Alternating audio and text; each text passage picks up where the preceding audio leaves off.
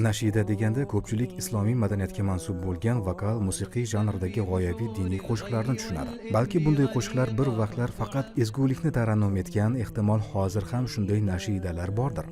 Ammo ba'zi nashidalar haqida bunday deb bo'lmaydi. Keling, internetda tarqatilayotgan nashidalarning biriga quloq tutaylik. أخي أنت حر وراء السدود أخي أنت حر بتلك القيود. Ohangi quloqqa yoqimli, balki uni eshitib mazmunini tushunmasangiz ham raqsga tushgingiz kelayotgandir. Keling, bu nashida mazmunini eshitaylik.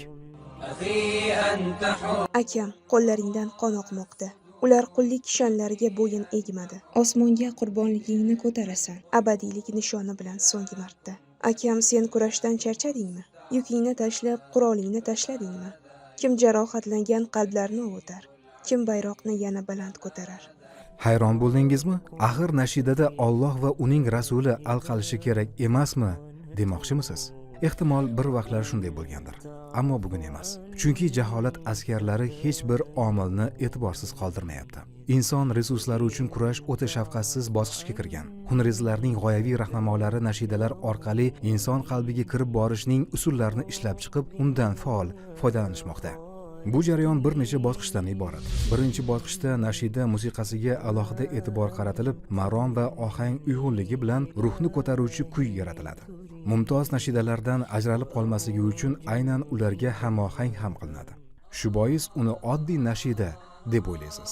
Endi esa O'zbekiston va ko'plab boshqa davlatlarda taqiqlangan mana bu nashidaga quloq soling. Akam, mening bugun irodam mustahkam.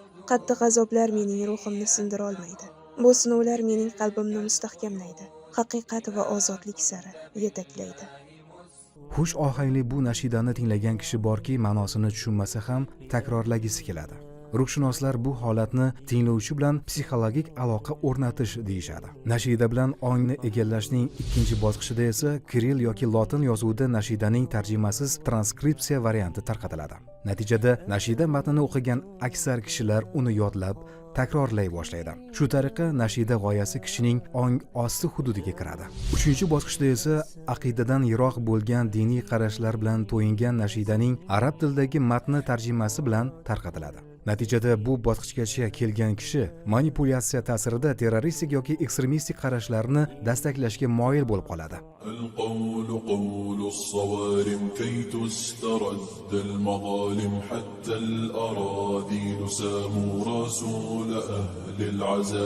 Bugun axborotni to'g'ri talqin qilish bilan bog'liq muammolar ko'p. Diniy davlat tuzish da'vosidagi kuchlar ham buni yaxshi biladi. Shu sabab sizni yo'ldan ozdirishda bundan foydalanishga harakat qiladi. Bir o'tinchimizni hamisha yodda tuting. Har qanday nashidani eshitishdan oldin uning mazmunini bilib oling. O'zingiz mazmunni tushunmagan nashidani tarqatmang.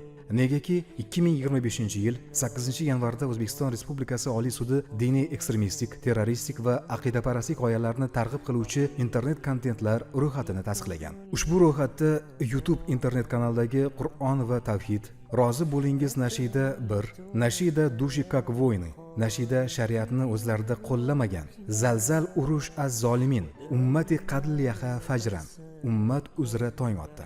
15 chiziqcha siz izlagan nashid Hijrat Abu Said Qutb she'ri bilan aytiluvchi Axi anta hur nashidalari bor. Unutmang, O'zbekiston Respublikasi hududida bunday kontentlarni tayyorlash, tarqatish, saqlash, namoyish etish va olib kirish taqiqlangan. Bunday nashidalar diniy ekstremizm g'oyalarini targ'ib qilgani uchun ulardan foydalanish va tarqatish ma'muriy va jinoiy javobgarlikka sabab bo'ladi.